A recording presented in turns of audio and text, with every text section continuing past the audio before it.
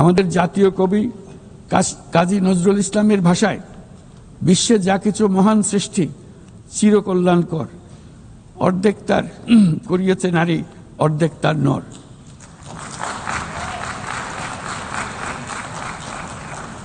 প্রকৃতপক্ষে বর্তমান বিশ্বে অনেক গুরুত্বপূর্ণ ক্ষেত্রে নারীদের অবদান অর্ধেকেরও বেশি। এই মাসে বাংলাদেশে প্রথমবারের মতো unpaid household production satellite account জরিপ প্রকাশিত হয়েছে। সেখানে দেখা যায় যে অবৈতনিক পরিচর্যা ও গৃহস্থালী কাজে শতকরা 85% বেশি কাজ নারীরা একাই করে থাকেন, যার অর্থমূল্য আমাদের স্থূল দেশজ উৎপাদনের প্রায় 16%। বহু প্রতিকূলতা সত্ত্বেও আজ আমাদের মেয়েরা শ্রেণীকক্ষ থেকে বোর্ডরুম, গবেষণাগার থেকে ক্রীড়াঙ্গন সবখানে বাধা অতিক্রম করে সফল হচ্ছে। সম্প্রতি আমাদের নারী ফুটবল দল আঞ্চলিক চ্যাম্পিয়নশিপ জিতেছে, আন্তঃএশীয় প্রতিযোগিতার জন্য উত্তীর্ণ হয়েছে এবং সারা দেশের লাখো মানুষকে অনুপ্রাণিত করে চলেছে। নারীর নিরাপত্তা ও মর্যাদা এবং সমান সুযোগ সুনিশ্চিত করার জন্য আমার সরকার প্রচেষ্টা অব্যাহত রয়েছে।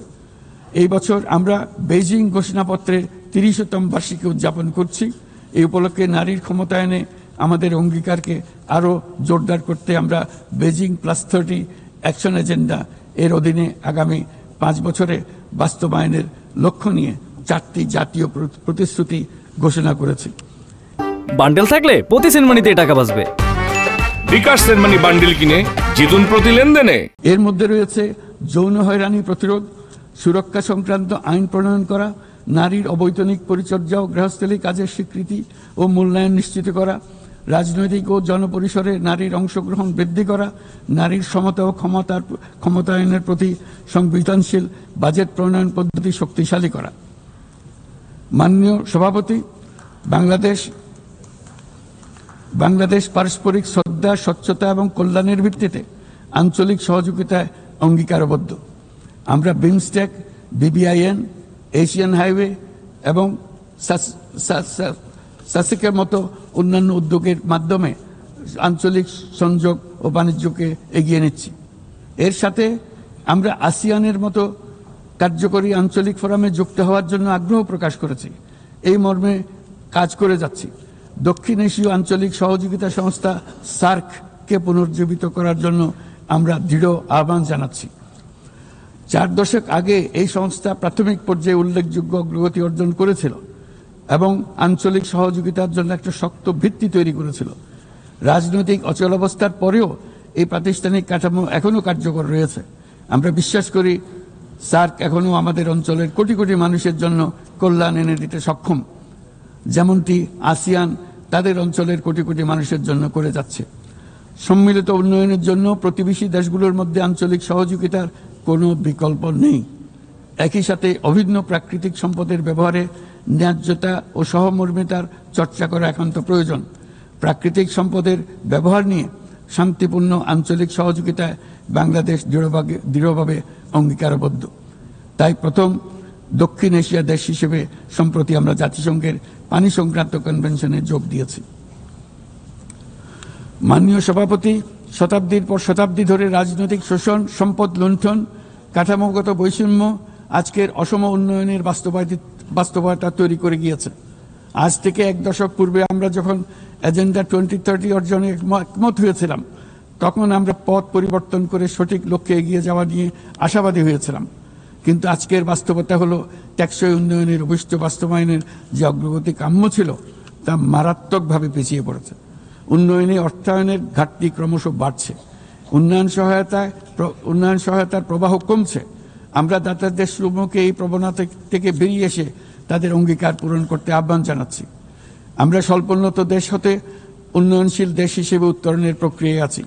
আমাদের মসৃণ ও টেকসই উত্তরণ নিশ্চিত করতে আন্তর্জাতিক সম্প্রদায়ের, বিশেষ করে জাতিসংঘের সংশ্লিষ্ট সংস্থাসমূহের সহযোগিতা অত্যন্ত জরুরি।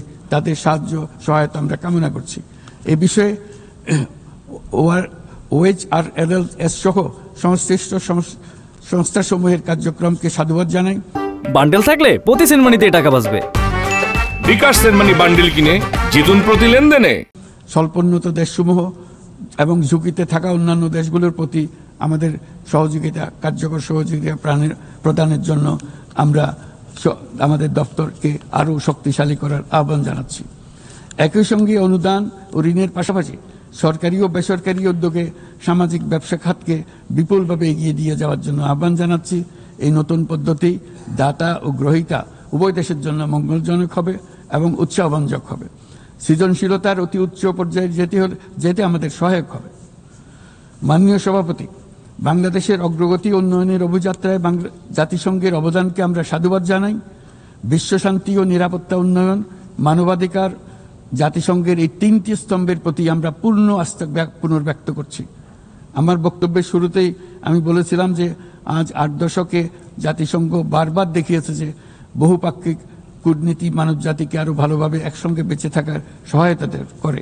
তবু এর 80তম বার্ষিকীতে আমাদের স্বীকার করতেই হবে যে বহুপাক্ষিক কূটনীতি আজ নানা রকম চাপের মধ্যে রয়েছে।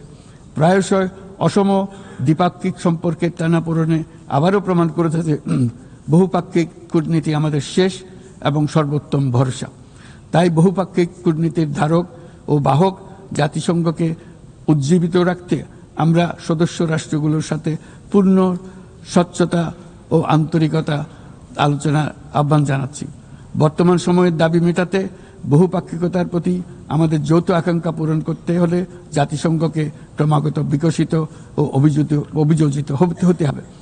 আমার এই মর্মে আমরা মহাসচিবের UN80 উদ্যোগকে স্বাগত জানাই। তবে একই সঙ্গে জোর দিয়ে বলতে চাই যে সংস্কারের নামে যেন বহুপাক্ষিকতাকে দুর্বল করা না হয় বা উন্নয়নশীল দেশগুলোর কণ্ঠস্বরকে অবহেলা না করা হয়। সংস্কারের একমাত্র লক্ষ্য হওয়া উচিত মাঠ পর্যায়ে বাস্তব ও ইতিবাচক পরিবর্তন আনা। জনাব সভাপতি, গত বছর আমার জনগণ প্রমাণ করেছে যে জগতে অন্যায়ের বিনাশ অবশ্যম্ভাবী। তারা প্রমাণ করেছে যে পরিবর্তন যেমন সম্ভব তেমনি এটা অপরিহার্য।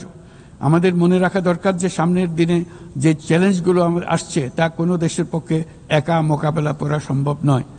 একই সঙ্গে আমাদের এটাও মনে রাখতে হবে যে বর্তমান পৃথিবীতে কোনো একটি দেশ সংকটে পড়লে অথবা বিশ্বের কোনো এক প্রান্তে সংকট দেখা দিলে সমগ্র বিশ্বের নিরাপত্তায় ঝুঁকির মুখে পড়ে যায়। আমাদেরকে 3-0 পৃথিবী গড়ার স্বপ্ন নিয়ে অগ্রসর হতে হবে। তরুণরা 3-0 বাস্তবায়নের সৈনিক হয়ে বড় হবে। তাদের সামনে থাকবে শূন্য কার্বন, শূন্য সম্পদ কেন্দ্রীভূতকরণ ও শূন্য বেকারত্ব। এর ভিত্তিতে তারা গড়ে তুলবে তাদের পৃথিবী। 3-0 পৃথিবী গড়া জাতিপুঞ্জের সকলের স্বপ্ন হোক, এই কামনা ব্যক্ত করে আমার বক্তব্য এখানে শেষ করছি। সবাইকে ধন্যবাদ, অসংখ্য ধন্যবাদ।